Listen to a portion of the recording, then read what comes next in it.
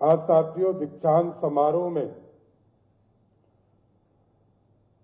आज का समारोह केवल डिग्री वितरण नहीं है, ये बिहार के भविष्य का रास्ता खोलने वाला दिन है। इसलिए मैं सबको, जिनको जिनको आज दीक्षांत समारोह के माध्यम से डिग्री मिला है, मैं सबको एक शुभकामना और बधाई देने का काम करता हूं, क्योंकि आज देश के यशस्वी प्रधानमंत्री आदरणीय नरेंद्र मोदी जी विकसित भारत की कल्पना 2047 का भारत देखना चाहते हैं। बिहार के पूर्व मुख्यमंत्री आदरणीय नीतीश कुमार जी ने समृद्ध बिहार का रास्ता खोला है और साथियों 100 वर्ष से अधिक बिहार को हो गया। 2037 में हम 125 साल के हो जाएंगे और 2047 में 100 वर्ष की आजादी हो जाएगी।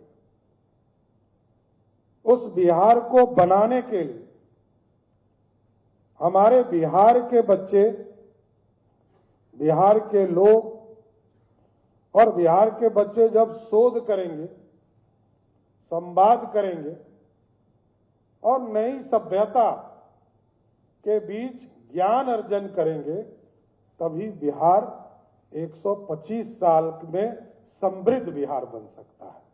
और इसका रास्ता आपके माध्यम से खुलना है सच, क्योंकि आप स्वयं जानते हैं 21वीं सदी की अर्थव्यवस्था ज्ञान हो, डेटा हो, तकनीक हो या नवाचार से चलती है। जो राज्य ज्ञान का उत्पादन करेगा वही आर्थिक नेतृत्व करेगा, और ये तभी संभव है जब बिहार जैसे राज्य, जहां की ज्ञान के लिए लोग जाने जाते हैं, बिहार समृद्धि का रास्ता इस देश के लिए खोला है साथियों।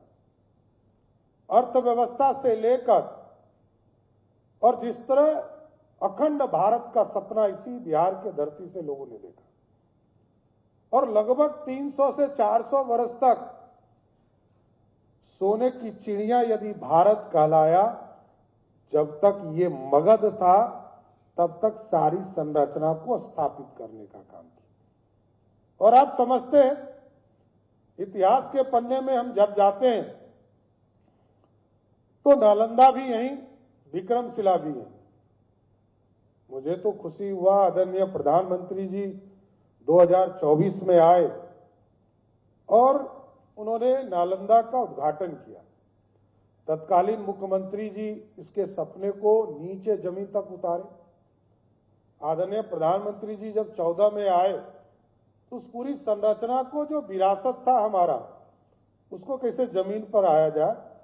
2024 का वो दिन हमें याद है कि जब वो जून माह में तीसरी बार प्रधानमंत्री बनने के बाद आए और उन्होंने नालंदा के गौरवशाली इतिहास को सर जमीन पर स्थापित करने का काम किया सर।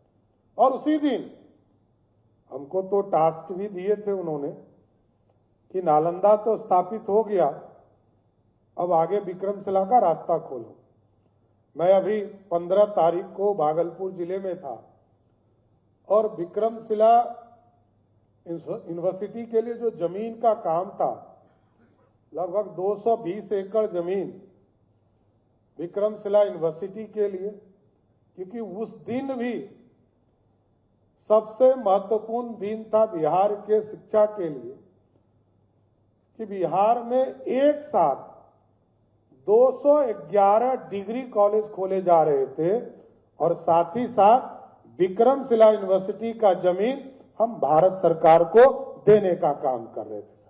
तो इतिहास के पन्नों में वो दिन याद रहेगा। और उसी दिन, एक तो जब मैं मुजफ्फरपुर गया, उस दिन भी हमें खुशी हुई कि जब MIT मुजफ्फरपुर के बारे में लोकेश जी ने, हिमांशु जी ने चर्चा किया और वहां पर आर्किटेक्चर एवं सिविल साइंस के लिए हम लोगों ने कल्पना की है कि वहां पर एक यूनिवर्सिटी बनाने का काम हम लोग जरूर करने का काम करें। इसके साथ साथ जो भागलपुर की पावन धरती है, जब मैं गया 15 तारीख को, वहां पर भी आज दुनिया में सबसे ज्यादा लोग एआई के माध्यम से आगे बढ़ना चाहते हैं और उसकी कल्पना के लिए कैसे उस जमीन हम लोग तैयार कर सके कि दुनिया के मानक के साथ बिहार के बच्चे खड़े हो सके, तो भागलपुर में भी जो एमआईटी है उसके अंदर हम लोगों ने एआई एंड कंप्यूटर साइंस का एक यूनिवर्सिटी स्थापित करने का काम शुरुआत किया है साथ, क्योंकि अब तकनीक से हम लड़ सकते हैं।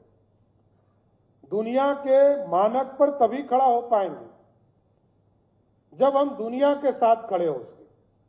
दुनिया किस तरह तेज गति से बढ़ पा रहा है, क्योंकि कुछ कालखंडों में बिहार पीछे छूटा है, लेकिन अब लगातार ये आगे बढ़ने का प्रयास किया जा रहा है और आगे हम बढ़ेंगे। इसलिए एआई के सेक्टर में भी हम लोग लगातार बढ़ रहे और बिहार अपने आप में अनोखा राज्य है साथियों। जिस बिहार में आज बिहार के 38 जिले में हमारा इंजीनियरिंग कॉलेज है, पटना और भागलपुर में चीजों को और स्थापित किया जा रहा है।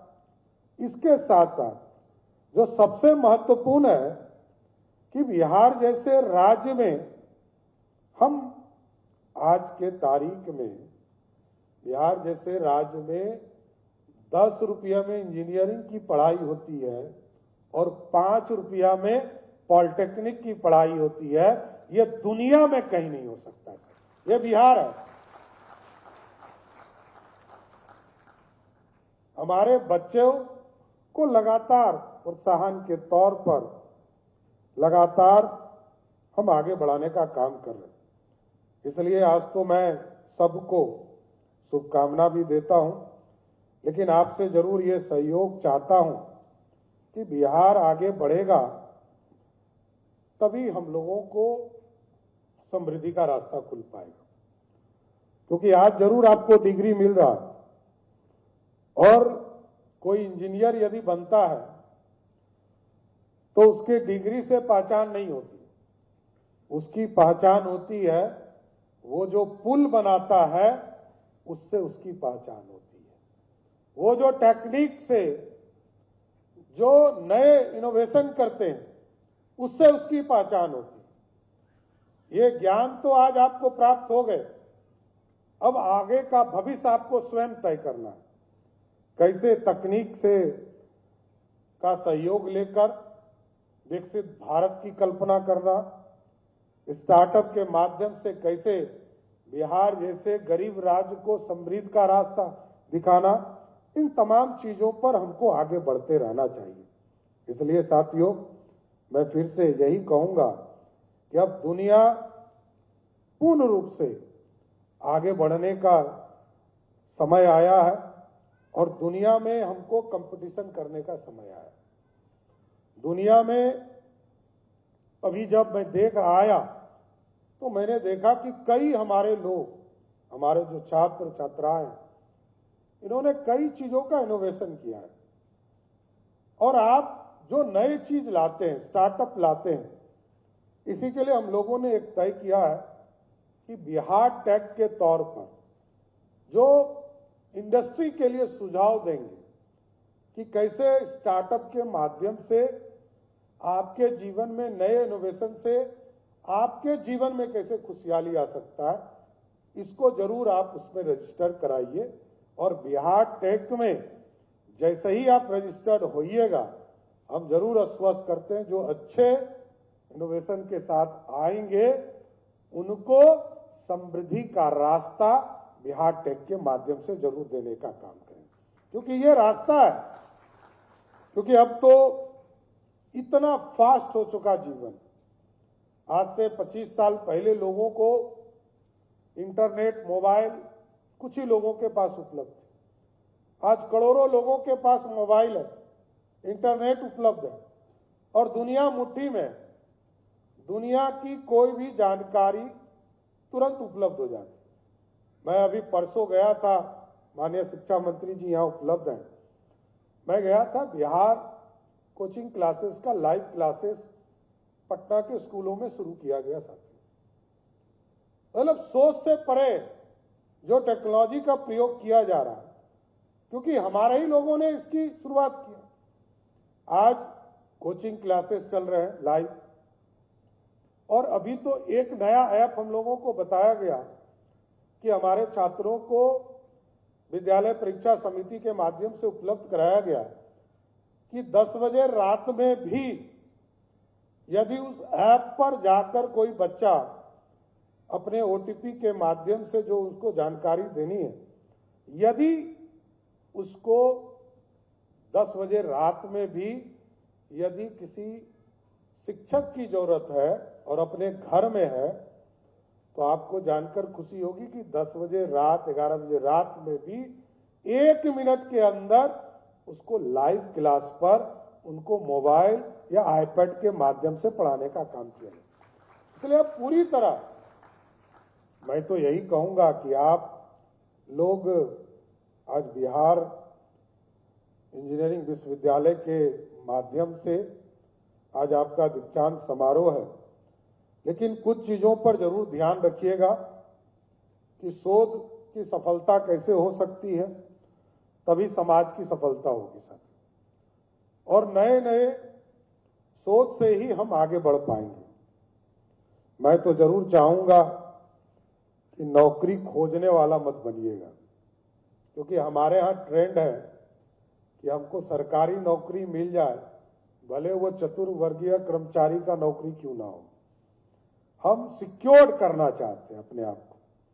लेकिन मेरा ये मानना है कि यदि अपने जीवन को समृद्ध बनाना है और परिवार की समृद्धि का रास्ता खोलना है, तो जॉब लेने वाला नहीं बनकर जॉब देने वाला बनने की कल्पना के साथ लोगों के बीच में जाइए। जरूर मेरी मानना है कि आप आगे बढ़ेंगे।